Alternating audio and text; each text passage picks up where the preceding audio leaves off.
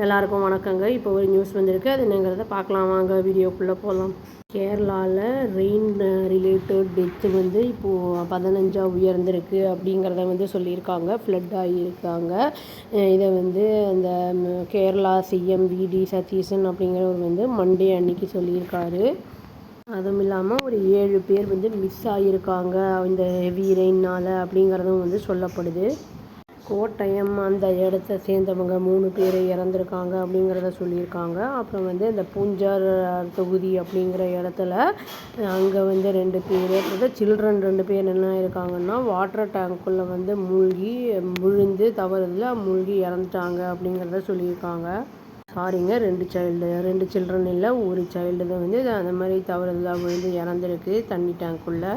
Ernakulam report பண்ணியிருக்காங்க. என்னென்னா 2 death ஆகிருக்கு அப்படிங்கிறத. ஒன்று இடுக்கி, இன்னொன்று மோட்டப்புழா அப்படிங்கிற இடம் அப்படிங்கிறத சொல்லியிருக்காங்க. அதான் 2 பேர் கொல்லத்தில், 2 பேர் 4 பேர் மலப்புறத்தில் இறந்துருக்காங்க அப்படின்னு சொல்லியிருக்காங்க. இனியும் வெவ்வேறு டிஸ்ட்ரிக்டில் எவ்வளோ பேர் இறந்துருக்காங்கங்கிறத சொல்லியிருக்காங்க. பார்க்கலாங்க. ஒன்று கண்ணூரில், ஒன்று கோழிக்கோடில் அந்த இறப்பு ஏற்பட்டிருக்கு அப்படிங்கிறத சொல்லியிருக்காங்க. 7 பேர் மிஸ் ஆகியிருக்காங்க அப்படின்னு சொல்லியிருக்காங்கல்ல. அதெல்லாம் எங்கெங்கன்னு சொல்லியிருக்காங்கன்னா கொல்லம், கண்ணூர், இடுக்கி, மோட்டப்புழா அந்த மாதிரி இடங்களில் மிஸ் ஆகியிருக்காங்க அப்படிங்கிறத சொல்லியிருக்காங்க. ஆஸ் ஆஃப் 9 AM ஆன் மண்டேக்கு 316 ரிலீஃப் கேம்ப்ஸ் ஃபங்க்ஷன் ஆகிட்டு இருந்திருக்கு அப்படிங்கிறத சொல்லியிருக்காங்க. அக்ராஸ் த ஸ்டேட்டு அவ்வளோ ஃபங்க்ஷன் ஆகிட்டு இருந்திருக்கு. அப்புறம் 11,018 பேர் ரீப்ளேஸ் பண்ணப்பட்டிருக்காங்க. அந்த மழை இருக்கிறதுனால பாதுகாப்பான இடங்களுக்கு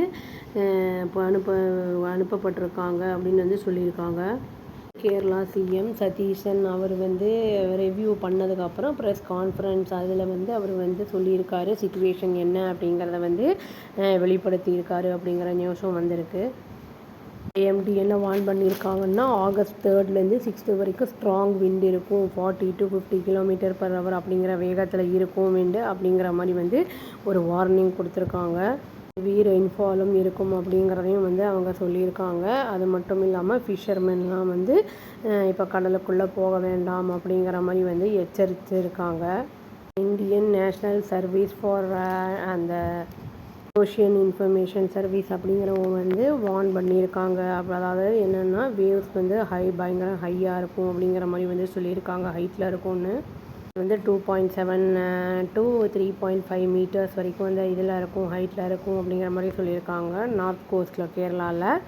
அதனால் அந்த ஏரியாவில் இருக்கிற ஃபிஷர்மென் அப்புறம் அந்த இருக்கிற ரெசிடென்ட்ஸ் எல்லோரும் கொஞ்சம் விஜிலண்ட்டாக இருங்க, கொஞ்சம் எச்சரிக்கையாக இருங்க, மானிட்டர் பண்ணுங்கள் அந்த சிச்சுவேஷனை அப்படிங்கிற மாதிரி ஒரு எச்சரிக்கை மணி அடிச்சிருக்காங்க.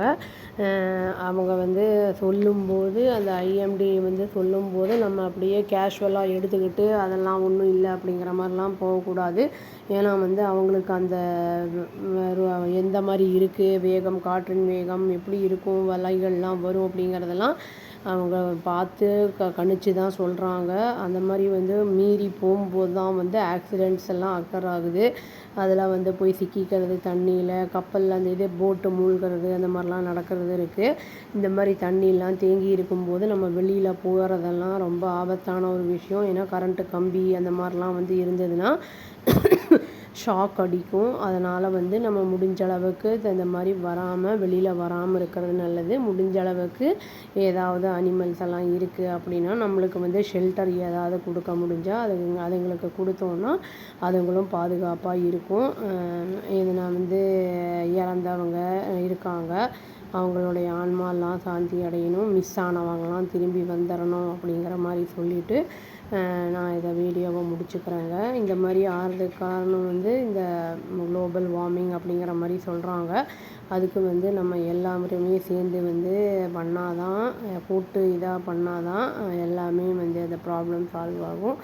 அந்த ஐஸ்பர்க்ஸ் எல்லாம் உருகிட்டுருக்கு. இனி நல்லா வெப்பம் ஆகிட்டுருக்கறனால உருகி அது சீ லெவல் ஜாஸ்தி ஆகுது அப்படிங்கிற மாதிரி சொல்லிகிட்ருக்காங்க. அதெல்லாம் அவாய்ட் பண்ணுறதுக்கு நம்மளும் பிளாஸ்டிக்ஸ் எல்லாம் அவாய்ட் பண்ணுறது, அந்த மரங்கள்லாம் நடுறது, அந்த மாதிரிலாம் கொஞ்சம் நிறைய விஷயங்கள்லாம் பண்ண வேண்டியதெல்லாம் இருக்குது. அது கூட்டமைப்பாக பண்ணும்போது மட்டுமே நம்மளுக்கு நல்ல ரிசல்ட் கிடைக்கும். அதாவது யூனிட்டி இன் டைவர்சிட்டி அப்படின்னு சொல்கிற மாதிரி அது நம்ம அந்த மாதிரி பண்ணணும். அப்படின்னு சொல்லி இந்த வீடியோவை நான் முடிச்சுக்கிறேங்க. அவ்வளோதான். Thank you. Please do like, share and subscribe our channel and click the all option and press the bell icon. Thank you.